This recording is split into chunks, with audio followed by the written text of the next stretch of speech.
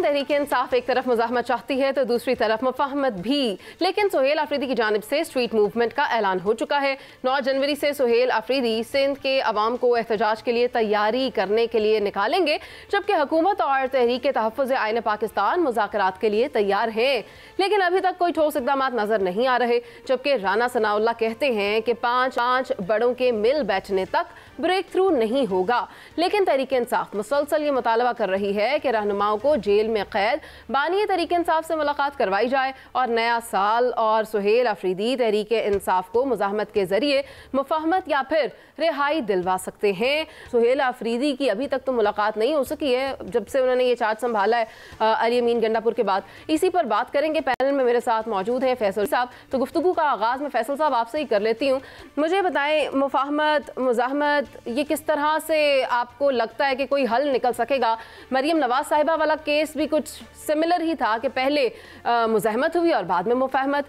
क्या ये केस उससे रिलेटेबल है? आपको क्या लगता है?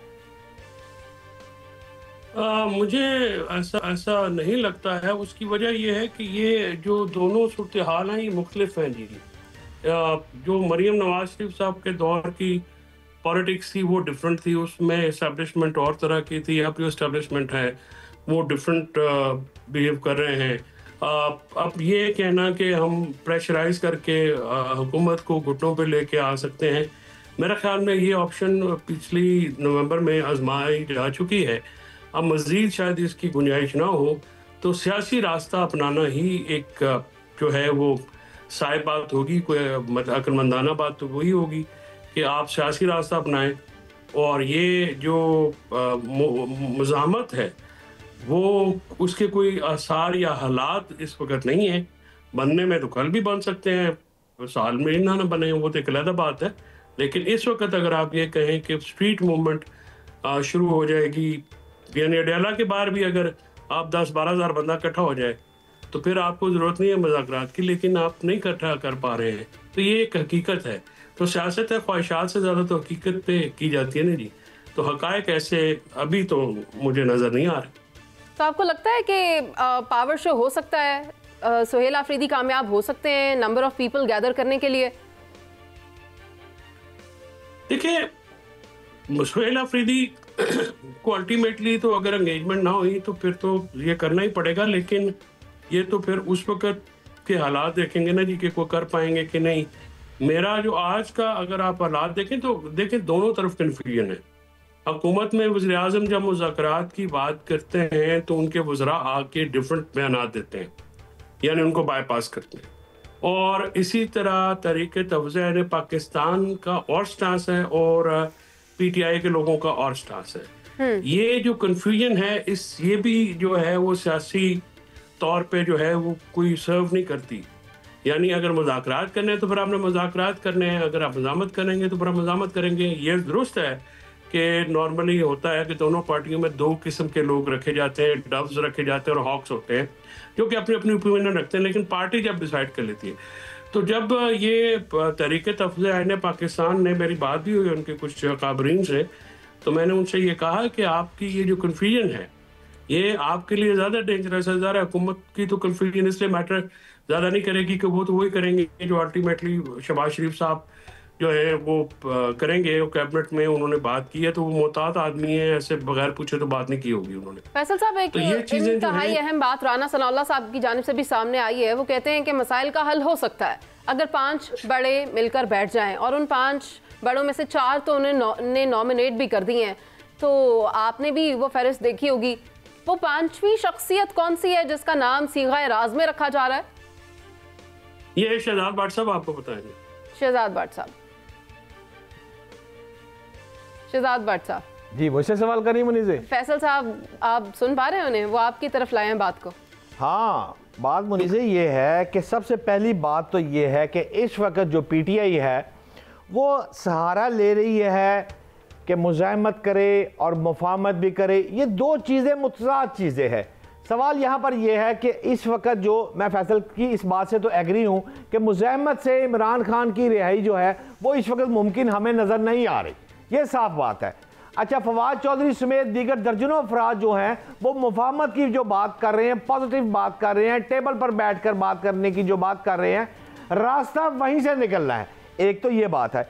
दूसरी बात ये है कि जो सीधी बात राना सनाउल्लाह ने की है, फैसल भाई ने भी फरमाया है, तो राना सनाउल्लाह ने कहा है कि जी 5 बंदे बैठे हैं तो 5 बड़ों की बैठक में बैठ के बात होगी।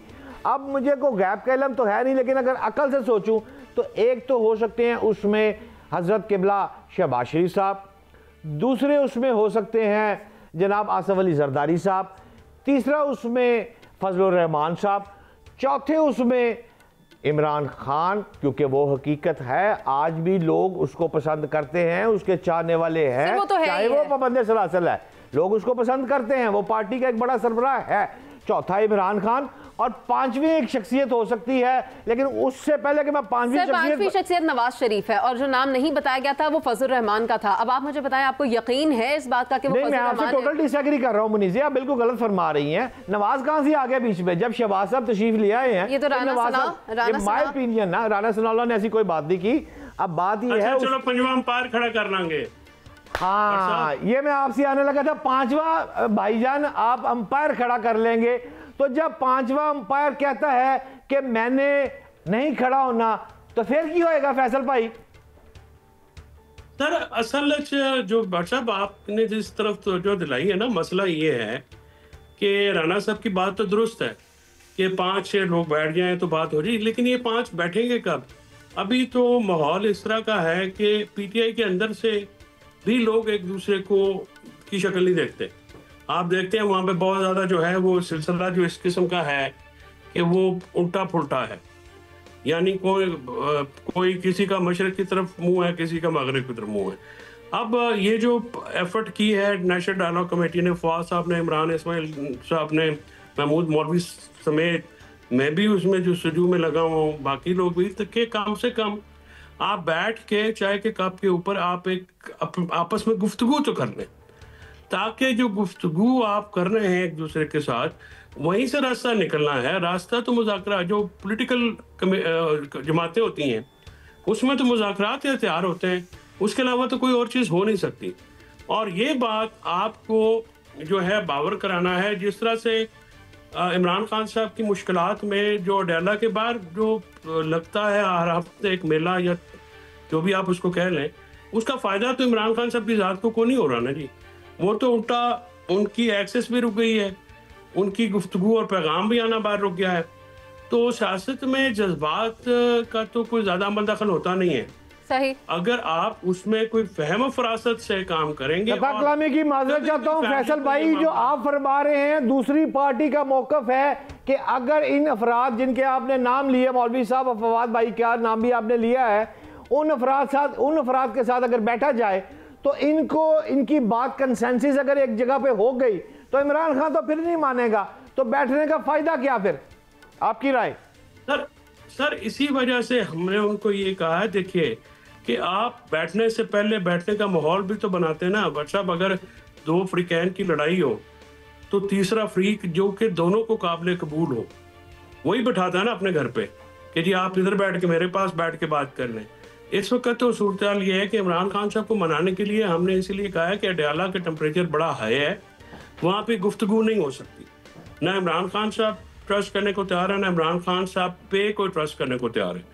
लिहाजा कोट लखपत के जो असीरान हैं, जिन्होंने 2 दफ़ा लिख के ये अपना जो है मतमा नज़र दिया कि जनाब आप हम बैठे और सियासत करें और हम मुज़ाकरात करते हैं, तो उनको अगर आप हुकूमत मेहरबानी ये करे कि उनको पैरोल पे रहा करे। ख़वातीन कैदियों के ऊपर भी थोड़ी, जो हमारे जो ख़वातीन लीडर्स हैं वो यास्मीन राशिद, आलिया हमजा, आयशा भुट्टो, ठीक है फैसल चौधरी साहब, ये आपकी राय हो सकती है बिल्कुल उसी तरह जैसे राना सनाउल्लाह साहब ने अपनी एक राय, लेकिन ये आने वाले वक्त के साथ देखा जाएगा कि ऊंट किस करवट बैठता है और क्या ये तमाम बड़े मिलकर बैठेंगे ताकि मुल्की फलाह में कोई फैसले किए जा सके या किसी स्पेसिफिक जमात के लिए कहीं पर कोई नरमी का रास्ता अख्तियार किया जा सके।